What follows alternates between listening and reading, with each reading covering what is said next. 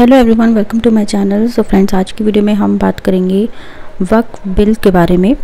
तो वक्फ एक्ट 2025 क्या है, क्या रिफॉर्म्स हुए, ये सभी हम जानने वाले हैं। So let's start the video. सबसे पहले हम बात करते हैं वक्फ होता क्या है। ये एक इस्लामिक सिस्टम है जिसमें कोई भी इंसान अपनी प्रॉपर्टी अल्लाह के नाम पर डोनेट करता है परमानेंट यूज़ के लिए, जैसे कि मस्जिद, मदरसा, कोई भी रिलीजियस या सोशल काम के लिए। तो एक बार प्रॉपर्टी वक्फ हो गई तो वो कभी बेची है वापस नहीं ली जा सकती, उसका मालिक अल्लाह माना जाता है। ऐसा पहले से ही माना जाता है। तो अब इसमें मिसयूज़ भी होने लगा काफ़ी। कई लोग, जैसे कि कोई भी ऐसी प्रॉपर्टी है जो उनकी नहीं है, उस पर कब्ज़ा करके भी मिसयूज़ कर लेते हैं और वक्फ के अंडर मान लेते हैं। तो इसलिए ये रिफॉर्म लाया गया है। तो कैसे सही है, क्या ये सही है या नहीं, मैं आपको बताऊंगी। तो वक्फ अमेंडमेंट बिल 2025 क्या बदला है ये हम जानेंगे। सबसे पहले यूज़ से वक्फ नहीं बनेगा। पहले अगर कोई ज़मीन पर सिर्फ नमाज पढ़ी जा रही हो तो वक्फ मान लिया जाता था, वक्फ बाय यूज़। अब ये रूल हटा दिया गया है, जब तक ऑफिशियली डिक्लेयर ना हो वो वक्फ नहीं माना जाएगा। तो मान लीजिए कोई भी रैंडम आ रहा है पर्सन, नमाज़ पढ़ रहा है, देन वो वक्फ बन जाती। तो ये बिल्कुल गलत था, जो कि चेंज होना चाहिए था, लेकिन मेरे हिसाब से बिल्कुल सही मुझे लगा कि जो चेंज अब हो रहा है, रिफॉर्म जो हो रहा है। सिर्फ 5 साल से मुस्लिम लोग ही वक्फ कर सकते हैं। कोई इंसान अगर अभी मुस्लिम बना है तो 5 साल के बाद ही अपनी प्रॉपर्टी वक्फ कर सकता है। इससे गलत नीयत से वक्फ करने का मिसयूज़ रोका जाएगा।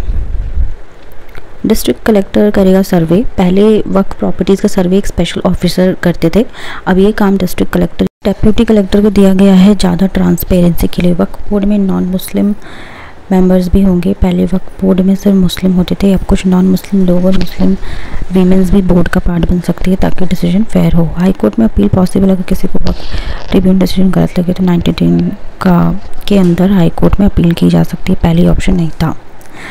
नया नाम है इसका unified Waqf management empowerment efficiency and development act.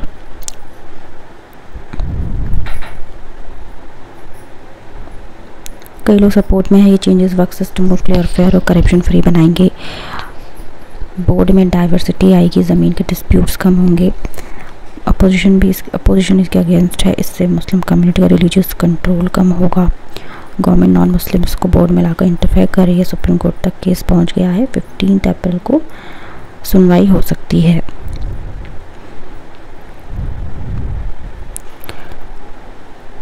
तो गाइस देखिए, ये अमेंडमेंट बिल मेरे हिसाब से तो सही है, क्योंकि वक्फ मिसयूज़ पे कंट्रोल अब हो सकता है।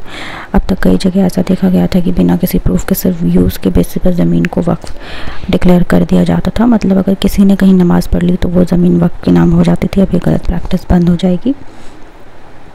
प्रॉपर्टी ओनर करेगा वक्फ से। अब कोई भी तभी वक्फ कर सकता है जब वो उस प्रॉपर्टी का मालिक हो और कम से कम 5 ईयर से मुस्लिम हो, ताकि कोई धोखा या फ्रॉड ना हो। ट्रांसपेरेंसी होगी। पहले वक्फ सर्वे ऑफिसर होता था, अब डायरेक्टली डिस्ट्रिक्ट कलेक्टर ही सर्वे करेगा। Fair decision making. अब बोर्ड में नॉन मुस्लिम मेंबर्स भी हो सकते हैं और मुस्लिम वीमेंस भी, ताकि सबकी रिप्रेजेंटेशन हो और डिसीजन बायस्ड ना हो।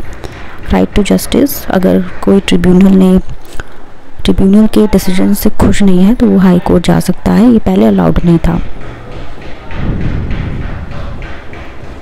तो अच्छे से अगर सब कुछ इम्प्लीमेंट हो रहा है तो बहुत सही होगा।